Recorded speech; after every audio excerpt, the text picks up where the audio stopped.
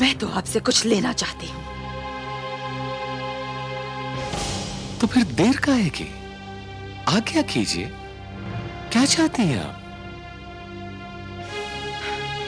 आपको स्मरण है, युद्ध भूमि में मैंने आपके प्राणों की रक्षा की थी और आपने मुझे वचन दिया था कि मैं जब भी चाहूं, जिस दिन भी चाहूं, आपसे 2 वर मांग सकती हूं। भूल तो नहीं गए? मैं रघुवंशी हूं प्रिय, रघुवंशी।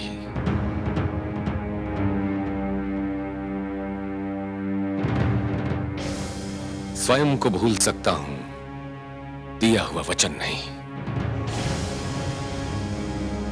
मैं जो मांगूंगी आप मुझे देंगे? संदेह क्यों करती हैं आप मुझ पर? मांग कर देखिए। तो फिर लीजिए राम की सौगंध कि मैं जो मांगूंगी आप मुझे देंगे।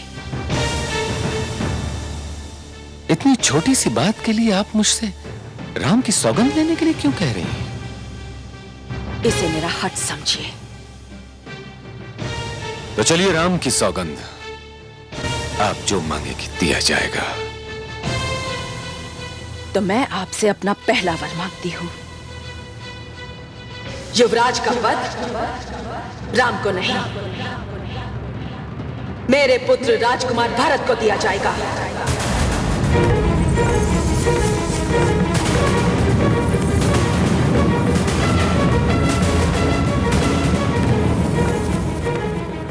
क्या?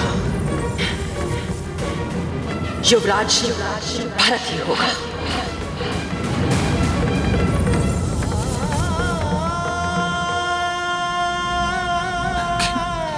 किंतु महारानी,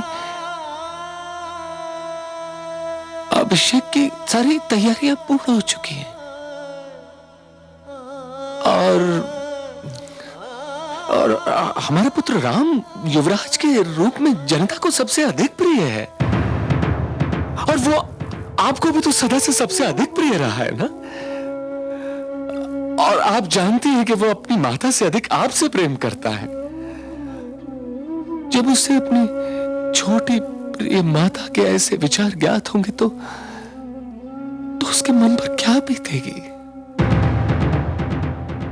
आप मेरे लिए नहीं, राम के लिए नहीं, तो कम से कम अपने स्नेह के लिए तो सोचिए कि आप क्या कह रही हैं, क्या कर रही हैं? सब सोच लिया है मैंने, सब सोच चुकी हूं मैं। युवराज भरत ही होगा। मुझसे जीवन की सबसे बड़ी भूल ये हुई है कि मैंने कभी ये अनुमान लगाने की चेष्टा ही नहीं की कि राम के प्रति आपका स्नेह कहां पहुंचकर समाप्त हो सकता है।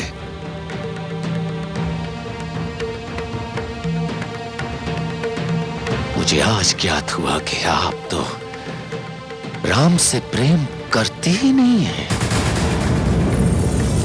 कदाचित आप सिर्फ अपने स्वार्थ से प्रेम करती हैं। आप अपने अतिरिक्त और किसी से प्रेम करने की क्षमता ही नहीं रखती। मुझे भावुकता के वेग में बहाने की चेष्टा ना करें अवधेश। मैं तो केवल इतना जानती हूं कि मैंने आपसे अभी अपना पहला वर ही मांगा है, जो मुझे अभी तक नहीं मिला। दूसरा वर तो आपने सुना ही नहीं। सुनिए, अपने दूसरे वर में मैं राम के लिए 14 वर्ष का वनवास मांगती हूं।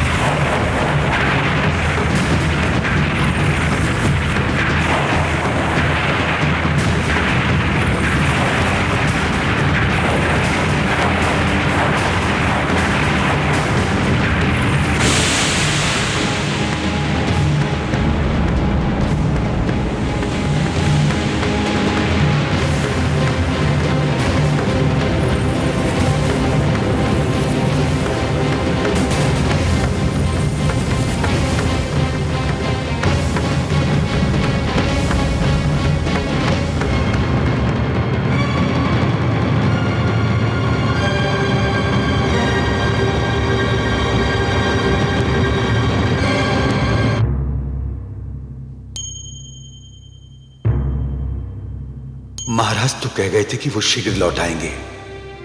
इतनी देर हो चुकी है पर अभी तक नहीं लौटे। क्या करूं? मुझे तो यहीं रुकने का आदेश है, पर इतनी देर होना तो अस्वाभाविक है। कुछ समझ में नहीं आता।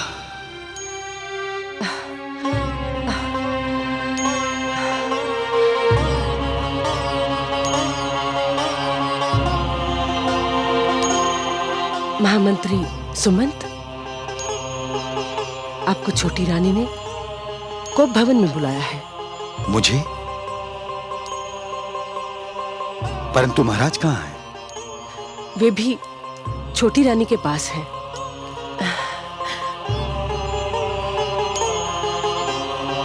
भोर होने को है। हे सूर्यदेव, रघुवंश पर अपनी कृपा दृष्टि बनाए रखिएगा। ईश्वर करे सब कुशल मंगल हो।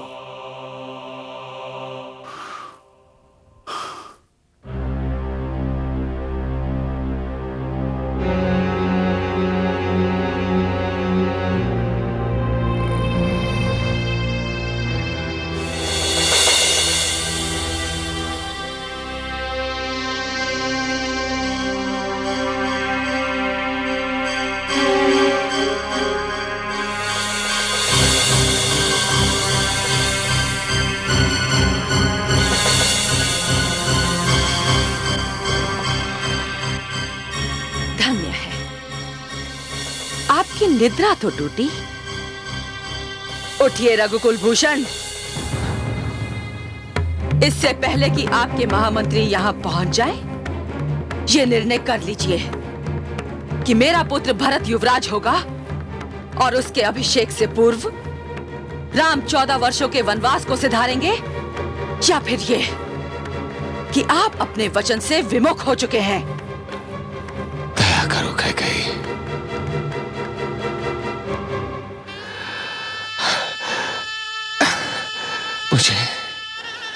मुझे भरत को युवराज बनाने में कोई आपत्ति नहीं है। वो भी तो मेरा ही पुत्र है। मैं वचन देता हूं तुम्हें कि अब राम का नहीं, मैं भरत का अभिषेक करूंगा। तुम तो जानती हो कैकेयी कि मैं राम को एक क्षण के लिए भी अपने नेत्रों से दूर नहीं कर सकता। मेरे नेत्रों से ज्योति, शरीर से प्राण मत छीनो कैकेयी, मत छीनो। मुझसे मेरा राजपाट ले लो, कोष भंडार ले लो, मेरा सब कुछ ले लो,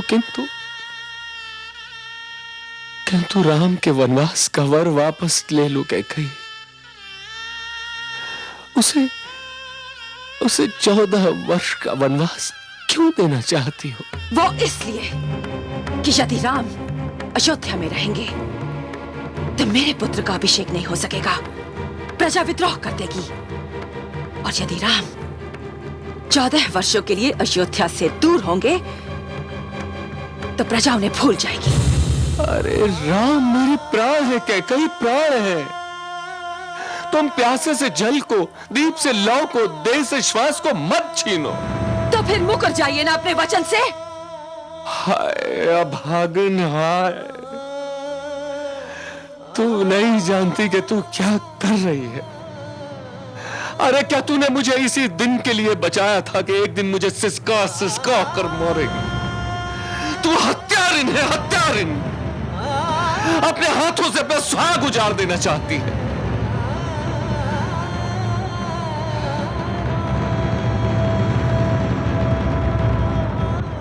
हे दशरथ, जिस प्रकार तुमने हमारे बुढ़ापे की लाठी छीन कर हमें दुख दिया है,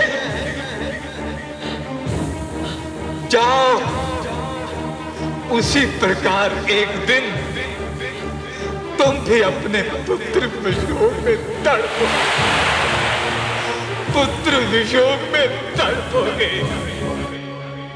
अब समझा, तू मेरे जीवन में उस अंधे ऋषि का शाप बनकर आई थी। मैं भूल ही गया था एक ना एक दिन मुझे ये शाप भोगना ही होगा।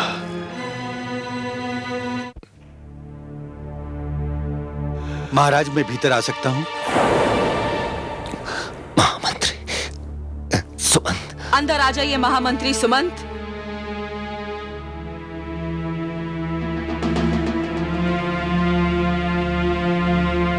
प्रणाम महारानी।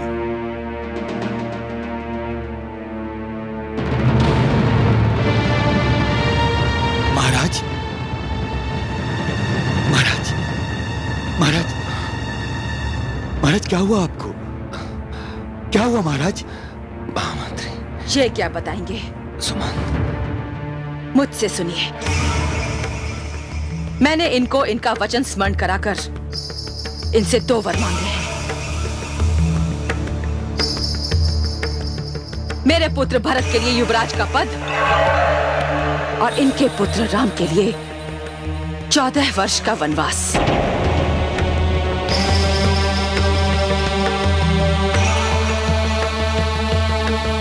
जाइए राम से कहिए कि मैंने उसे यहां बुलाया है।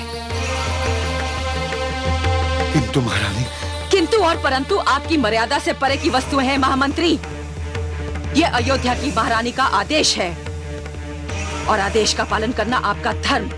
जाइए।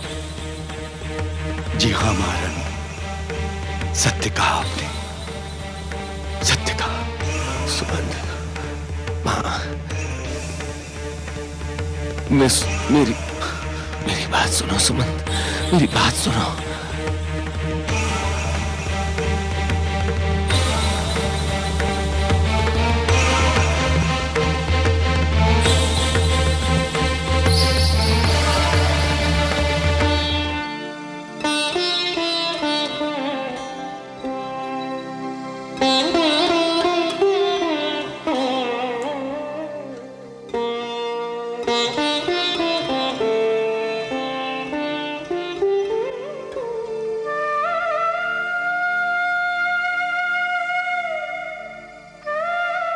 माता,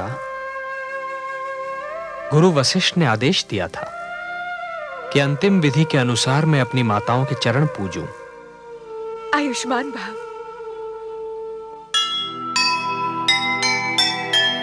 इधर राम जी कर रहे माता को प्रणाम, उधर मंथरा कर रही भड़काने का काम। कथा खड़ी है मोड़ पर, क्या जाने क्या हो, होनी के इस खेल को समझ न पाए को, समझ न पाए